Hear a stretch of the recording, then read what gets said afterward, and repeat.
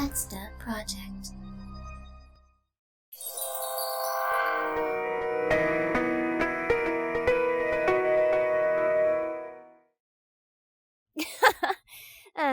Don't worry about me.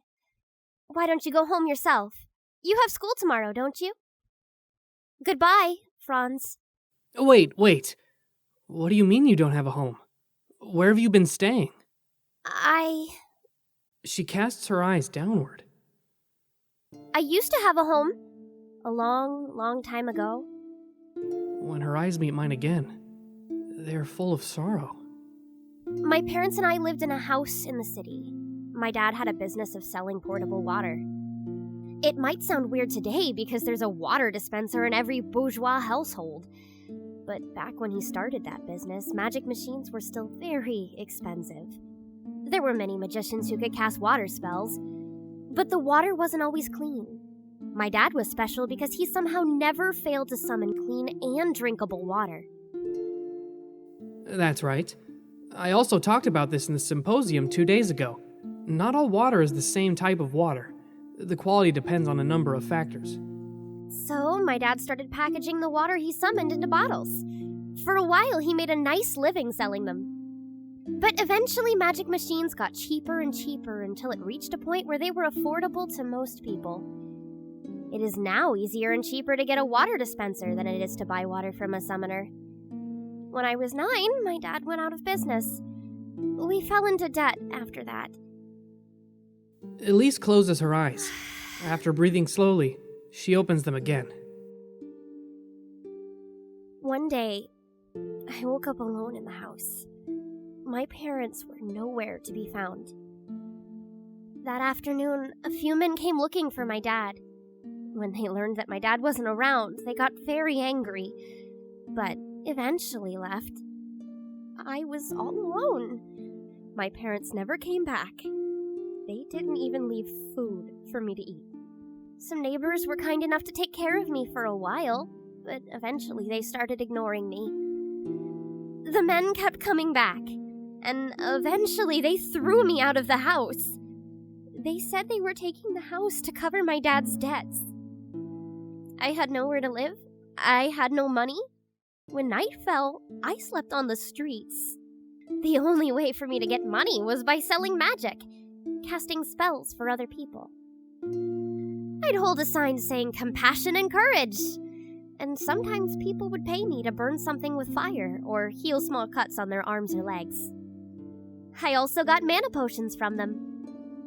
But at one time, I wasn't able to get any money and hadn't eaten anything for several days, so I decided to steal a loaf of bread from a bakery. Unfortunately, I was caught and handed to the police. After beating me, a cop took me to a paroles area and released me. He said I was free to do whatever I wanted as long as I kept away from the city. So I started wandering the paroles streets. I slept in alleys. Food was even more an issue out there. I tried using my healing and fire magic to earn money, but it was much more difficult in a paroles area because the paroles couldn't pay me, and mana potions were almost impossible to come by. My life only got better after I was found by Madame Beauvoir. She said I was beautiful, so she wanted me to live with her. Madame Beauvoir? I thought nothing could be worse than what I was going through, so I agreed to go with her. She took me to her house, which turned out to be a brothel. I see. It's that Maison de Beauvoir. I have been living there since then. Well, until this morning. Why don't you want to go back? Madame agreed to not make me serve customers until I turned 16, but I'm turning 16 in 3 months. But I don't want to work at Maison. I protested. I had been paying my living expenses myself with the money I got from working at the factory, but Madame said it wasn't just about the expenses. She said my wage as a factory worker was nowhere near the kind of money I'd bring were I to work at Maison. So I don't want to live at Maison anymore. I'm not going back. I don't have a house, but I at least have a job at the factory. I'll be able to manage. Elise looks determined. There's fire in her eyes. I can't let her do this, though. Elise may think she will be able to survive on the streets, but a million things could happen to a girl like her. If anything happens to Elise, it'll be disastrous for my research. I can't let it happen. Well, why don't you stay at my place for now? Your place? Yes, at least you have a place to stay tonight. We can think about something more long-term tomorrow. She seems to be deep in thought. Are you sure that's okay? Absolutely. It's better than sleeping on the street, right? Yeah. Good. Let's go. Okay.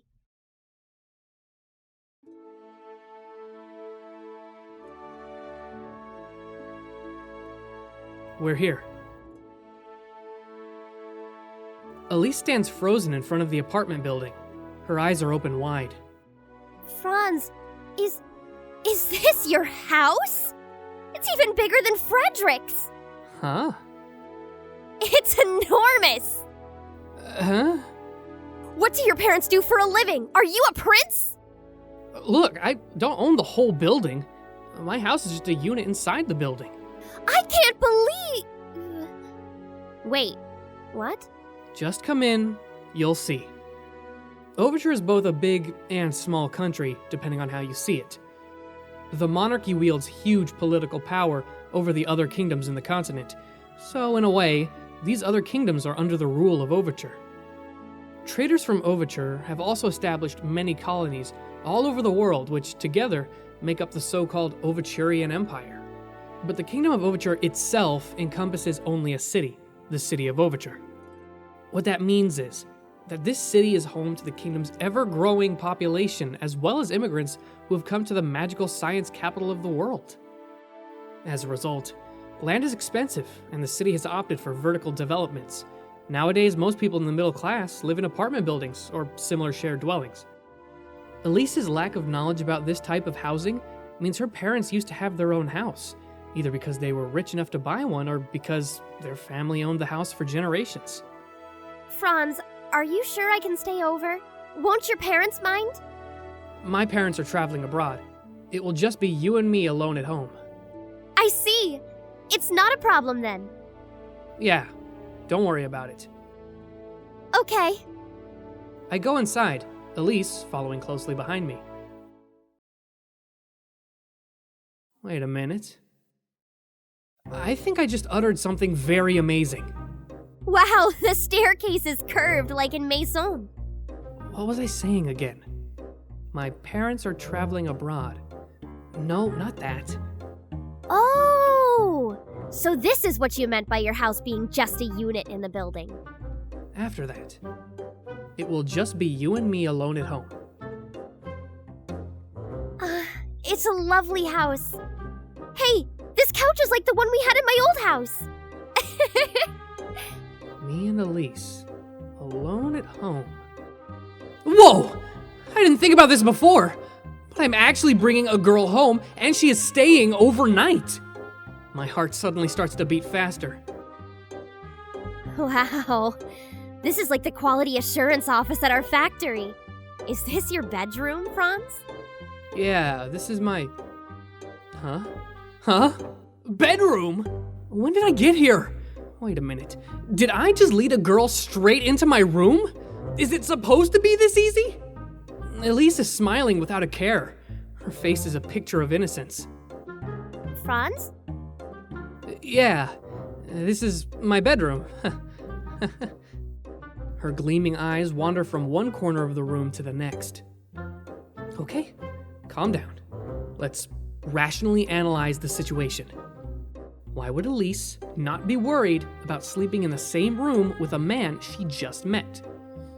A, she isn't aware of the danger. B, she doesn't see me as a man. C, she's completely okay with it. Your bed looks so comfortable. Answer A, she isn't aware of the danger, is impossible, considering that until this morning, she'd been living at Maison de Beauvoir. She must be hyper aware of how men think. Answer B, she doesn't see me as a man, is also impossible because, come on, I'm the definition of classic gentlemanly good looks. So, that only leaves Well, thanks for showing me your bedroom, Franz. I'll go sleep on the couch in the living room. Good night! The door closes behind me. Good night, Elise.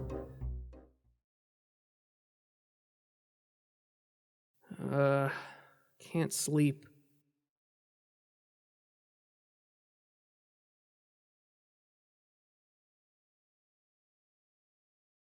The morning sunlight rouses me from my sleep. I blink a few times to shake off the drowsiness, but it's not helping. I eventually fell asleep last night, but only after tossing and turning for hours. In the end, I managed to get maybe 4 hours of sleep. Outside my room, I meet Elise, who has just come out of the bathroom looking energetic with the usual guiltless smile on her face. After having breakfast, Elise says she always skips breakfast, but I made her eat just in case she decides to run off again. We head outside. I have a feeling I'm forgetting something important. Aretha is already waiting outside, as she does every morning, but today she looks kind of angry. Oh! That's right! Franz! Why did you stand me up last light day? Didn't we promise to go watch a kinetoscope? Good morning, Aretha. Aretha looks at Elise. She then looks at me. Then at Elise again. And me again. Good morning, Aretha? Whoa! Oh my gosh! Oh my gosh! Aretha suddenly gasps and shouts loudly, covering her mouth with a hand. Franz! Franz has become a man! How could you, Franz? Haven't you been saving your first time for my 18th birthday? No! You hadn't been saving it? I'm not saving it for you. This is unbelievable. I took my eyes away from you for a weekend and look what happened. Aretha, cut it out. Nothing happened last night. Oh, and poor me. I've always been faithful to you, but you, no! She's enjoying this, isn't she? Aretha eyes Elise again, studying her face. So this is Franz's type, huh? Not bad, Franz. As your love advisor, I must say, you've done me proud. When did she become my love advisor? Oh, Franz, I didn't think you'd be able to make a girl fall. She pauses when her eyes travel downward from Elise's face and catch sight of her clothes. Aretha blinks a few times. An factory worker. Hello. I'm Elise Shelley. Hi, Elise. My name is Aretha Blyton. I'm a friend of Franz's from the conservatoire. Nice to meet you, Miss Blyton. Call me Aretha. Nice to meet you, Aretha. Aretha throws me a glance that says, "Why is this girl with you? Did you abduct her?" No, I didn't. Didn't what? Elise is helping me with my research. I give Aretha a summary of what has happened between me and Elise since I saw her trying to revive a broken piano at the factory 3 days ago. And that's why I couldn't meet you at the theater on light day. Sorry. Wow. Awesome! You're trying to fix a broken piano with magic? Yeah. That's really cool. You don't think I'm weird? Not at all. Listen, Elise, if you manage to fix the piano, it will change the world. Not only will you be filthy rich, your name will also go down in history. Really? Really. This is exciting stuff. Aretha isn't wrong, but that's a really big if right there. Anyway, I turn to Elise. What are you going to do about your living situation? I want to help, but I don't think my parents would approve of me living with a girl under their roof. Yeah, I still don't know what to do, but I'm definitely not going back to Maison. You're looking for a place to live? Hey, why don't you just live with me? You really can't just sleep on the street, you know. Franz might not be savage enough to assault you at night, but there are seriously evil guys out there. But Don't worry, I know we just met, but I have a feeling that we'll get along well. but what about my work at the factory? The factory is quite far from the city. The factory? That place is awful, isn't it? You should just quit. No way! I can't just be a freeloader at her house. You're helping me with my research, right? In that case, you'll get salary as a research assistant. Research assistant? Actually, she's more like a research subject, but never mind. Yes, the salary won't make you rich, but I'm sure it's more than what you get from the factory. I see. Elise begins pondering in silent hesitation. She looks really unsure about how to accept the offer. What do you think, Elise? What do you think? What do you think? Aretha can be like a little girl sometimes. She's like a kid who wants a little sister. What does a research assistant do? Well, in your case, I only need you to cast magic spells. Huh. Come on, what do you think? I give Aretha a light chop on the head. Ow? She seems to get my message to not disturb Elise while she is thinking. Finally, Elise comes to a decision. Okay, I'll take both of your offers. Awesome! Shall we go to my house? My mom will love you. Hey, are you forgetting that we have to go to the conservatoire? Ah, you're right. Sheesh.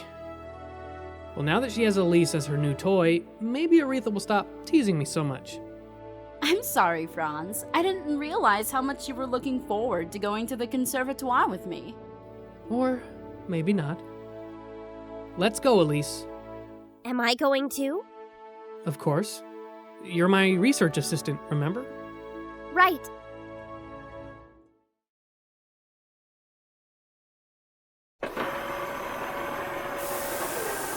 We've arrived at the conservatoire.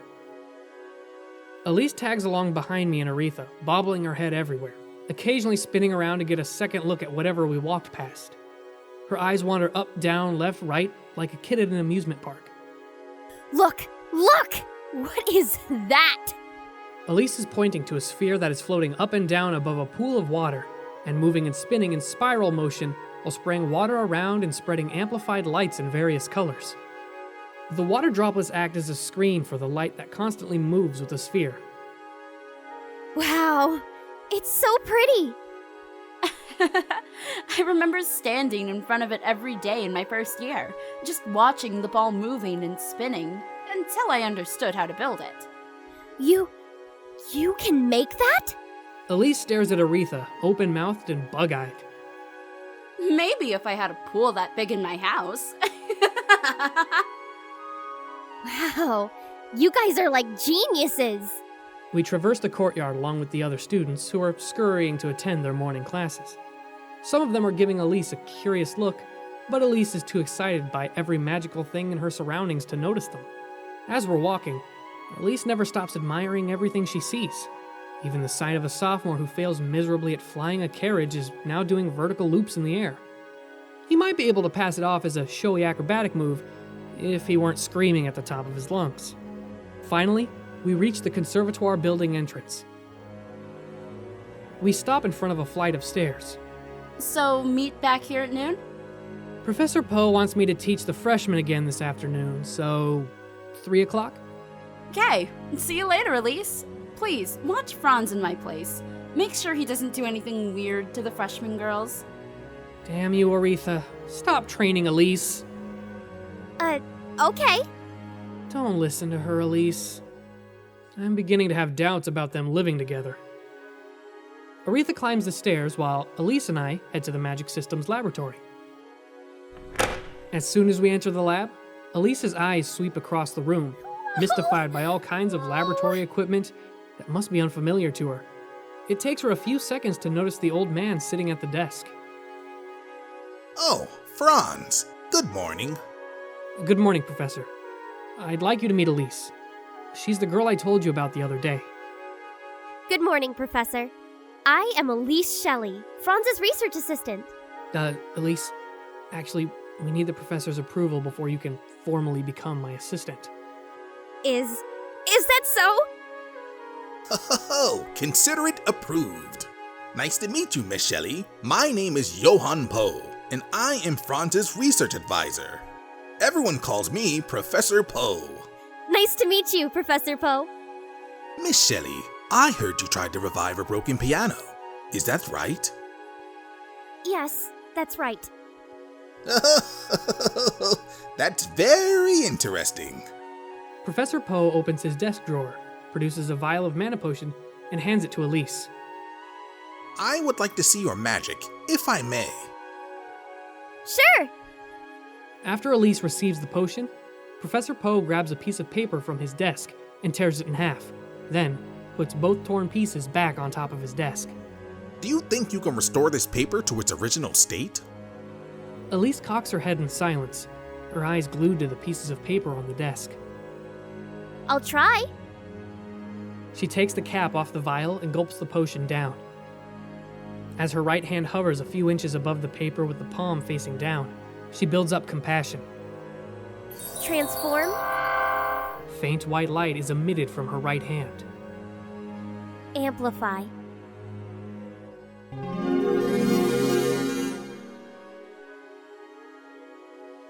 Huh. Whoa! Well, why don't you start working on officially enlisting Miss Shelley as your research assistant, Mr. Byron? Yes, that's the plan for today. I need to take Elise to the administration office to take care of the paperwork. I'll be back here later to get your signature. Sounds like a plan. Let's go, Elise. Okay. The paper is still torn in two pieces, completely unaffected by Elise's magic. The spell didn't make the pieces move. It didn't transform them in any way. Nothing happened. Absolutely nothing happened. And I didn't feel anything. It was just the usual revive I've seen countless times. Nothing abnormal about it. We spend the whole morning doing paperwork. Normally the process is very quick if the assistant is also a conservatoire student. But Elise is not a student. It's a bit more complicated. What complicates it even more is that Elise doesn't have any identification, which is hardly surprising given her circumstances. But the administrative assistant insists on following protocol. We finally resolve the issue with Professor Poe's help. When we're done with the administration stuff, it's already lunchtime, so I take Elise to the cafeteria. I've always thought the prices here are student-friendly, but apparently Elise thinks they're expensive. What can she possibly afford on her budget? Cat food? We go back to the laboratory after lunch. Have you taken care of everything? Yes, sir. Good. Welcome to the Magic Systems Laboratory, Miss Shelley. Yeah. Elise's head is hung low, her eyes focused on the torn paper still on the desk. Don't worry about this. I'm sure your magic will greatly assist this research. Isn't that right, Franz? Yes, Professor. Definitely. Well, I have a meeting to attend outside the conservatoire, so I shall take my leave. I'll leave the IMS class in your capable hands again, Franz. Remembering that I have to teach the freshmen again today, I take out my chronometer to check the time. It's just about to begin. Yes, Professor. Should I just wait here, or? Oh, why don't you join Franz? Perhaps you'll learn something that can help you figure out a way to fix that piano. But I'm not a student here. Well, but you're now officially Franz's assistant, aren't you? Franz is my assistant, so by extension, you're also my assistant. All right. Good. I'll see you both tomorrow. Let's get going. It's almost time for class. Okay. I head to the classroom together with Elise. Franz, what are you going to teach? To be honest, I have no idea. The class is all about the basics of magic and casting, so I pretty much just wing the lectures. We haven't even gotten into anything complicated yet. Oh. Is there anything you specifically want me to talk about? No, not really. But there is something else I want to ask. Elise seems to have remembered something. Why is Professor Poe's room called Magic Systems Laboratory? I gaze at Elise as we walk side by side. Good idea. Huh? When we arrive at the classroom, I grab the door handle and open the door.